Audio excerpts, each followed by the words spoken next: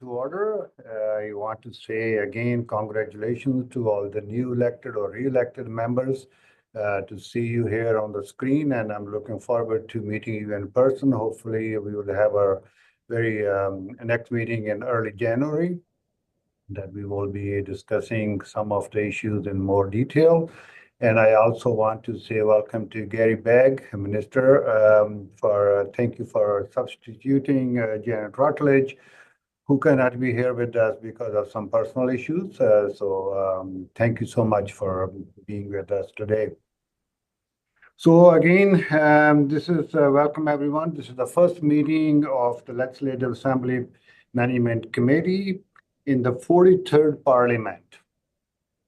And I look forward to working with all of you. So first item on the agenda that we circulated earlier is approval of the draft agenda. Any changes to the agenda as circulated? I see none. May I have a motion to approve the agenda as circulated? Moved. Seconded. Seconded. All in favor? Opposed? Carried. Thank you. So next item on the agenda is approval of the draft minutes of the September 16, 2024 meeting of the committee. Any changes or amendment to the minutes of September 16th? None. Again, may I have a motion to approve the minutes as circulated? And seconded, moved and seconded. All in favor? Opposed? Carried. Thank you. The next item on agenda is update from the clerk. Kate. Great, thank you so much, Mr. Speaker, and good afternoon, members. And I would also like to extend a warm welcome to both our returning and new members attending our first meeting in the new Parliament. Since the Legislative Assembly Management Committee last met on September 16th, 2024, at the end of the 42nd Parliament, the Legislative Assembly administration has been in a high level of activity, primarily focused on planning and supports for a smooth transition to the 43rd Parliament. This includes managing the offboarding experience for all departing members and staff, and also supporting the onboarding of new members, as well as the onboarding of new caucus staff and new constituency office staff. We're very pleased to welcome 57 new members to the Legislative Assembly. You will no doubt appreciate that with a high turnover of members, there are also significant administrative, financial, and operational implications, including a high impact on services provided by the Legislative Assembly administration, particularly in our client services department, human resources and payroll teams, financial services, information technology, and precinct services teams, all of whom have done their utmost over the past few months to provide responsive, professional support and services throughout this historic election transition period. The transition period also provided us with an exciting opportunity to operationalize the Legislative Assembly administration's commitment to service excellence. Notably, we undertook our first general election transition featuring the newly established Client Services Department with its single window service posture, led by our client care and leasing support teams and our liaison officers, which I'm sure many of you are familiar with. On the learning and development front, we were appreciative of the positive feedback that we received for the two-day in-person MLA school held in November, and we are looking forward to delivering a procedural edition of MLA school on February 11th and 12th in the new year. In addition, our election transition team delivered numerous web-based and online learning sessions to members beginning in late October, a format which was replicated for constituency office and caucus staff in early and mid-December. Similar offerings will continue in the new year. The addition of 6 new members also highlighted existing space management challenges within the legislative precinct, necessitating the construction of additional office space in the East Annex and a redesign of the legislative chamber.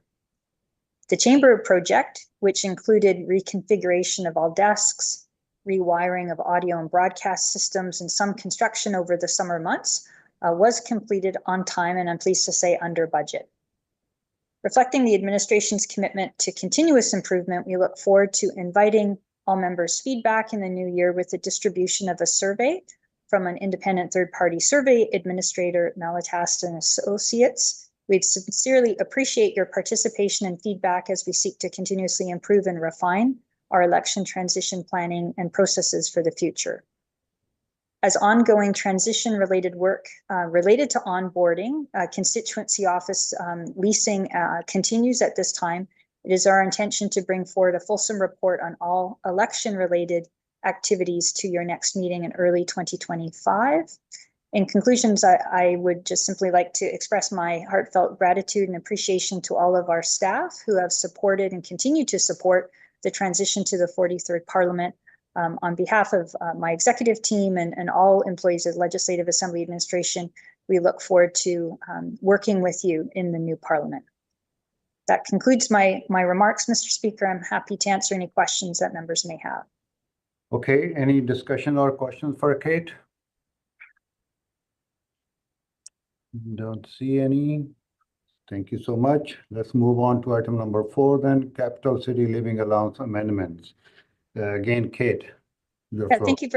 Thank you very much, Mr. Speaker. With respect to the committee's first substantive agenda item, I am pleased to have this opportunity to provide an update on the Capital City Living Allowance, its current provisions, and a proposal for potential improvements.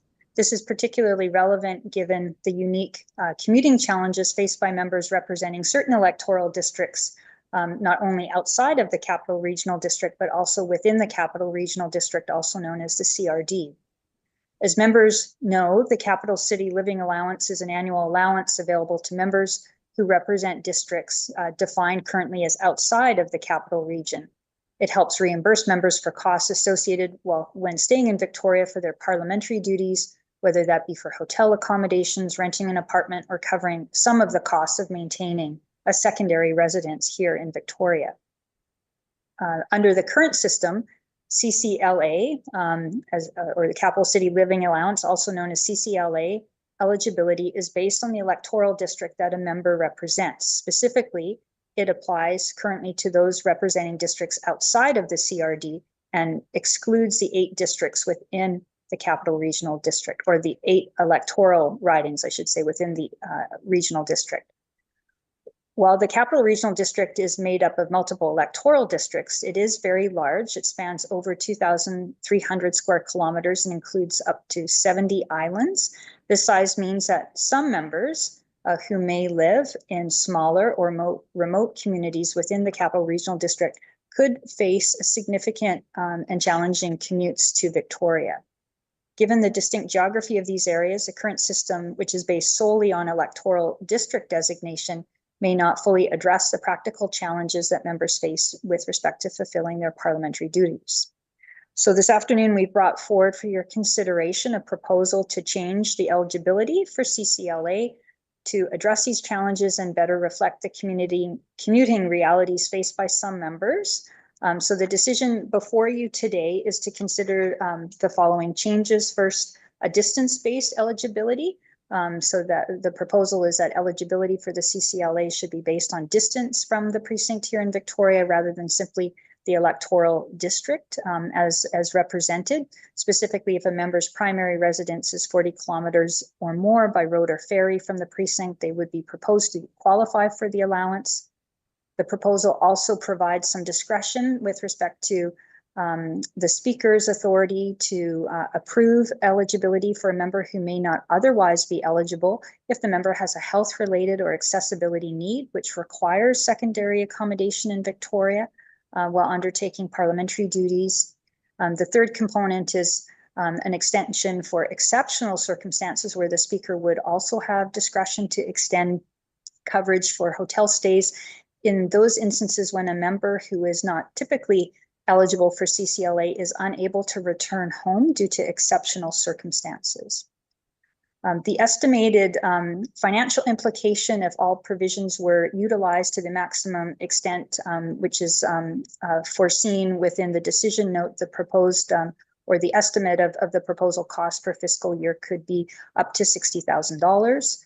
The cost is expected to be manageable within the existing appropriations for members' allowances, which already includes some small contingencies for such expenses.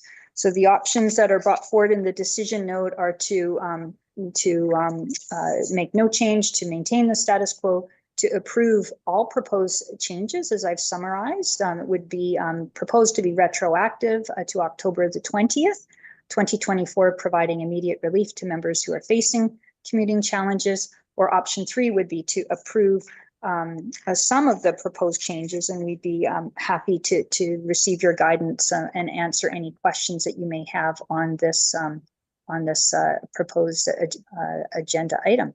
Thank you very much, Mr. Speaker. I'm happy to answer any questions. And Kate, our proposal, which we are doing tied to distance rather than electoral distance, is nothing new or unique because other jurisdictions are also doing it. If you see with your attached addenda that, you'll see many other jurisdictions provide that flexibility based on their distance, like Ontario, Quebec, and other areas, even Alberta. So, yeah. Any other question or comment from any members? Mike. Yeah, no, thanks. This, I think, deals with one of the challenges that we know we face. I mean, it worked fine when members lived very close, but the reality is particularly with the redistribution, boundaries change, and where members live, shouldn't have to be dictated by the fact that if you were to move closer, you'd be fine. If you're not, you live where you live. And I would support the recommended option. Thanks, Mike. Anyone else?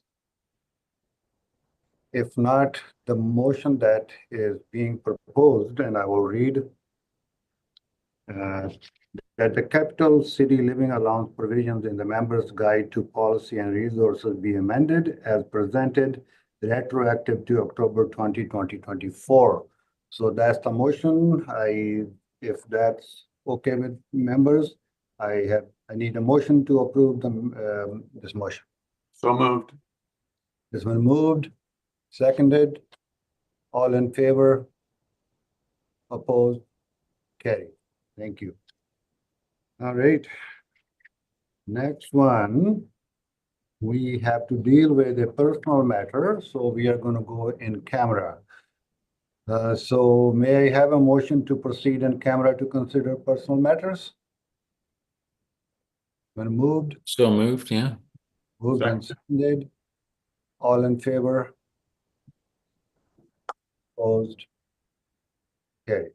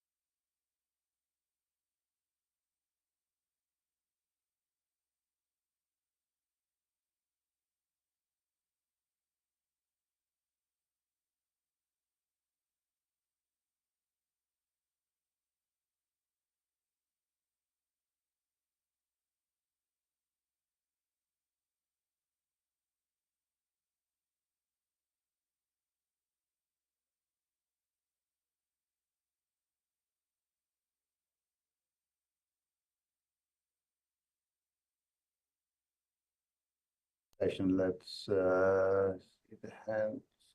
Yep, yeah. There we go. Okay, we are. So the next item, the last item on agenda is any other business. Okay, if there's no other business, then we will adjourn the house, not house, it's too early. Adjourn the meeting.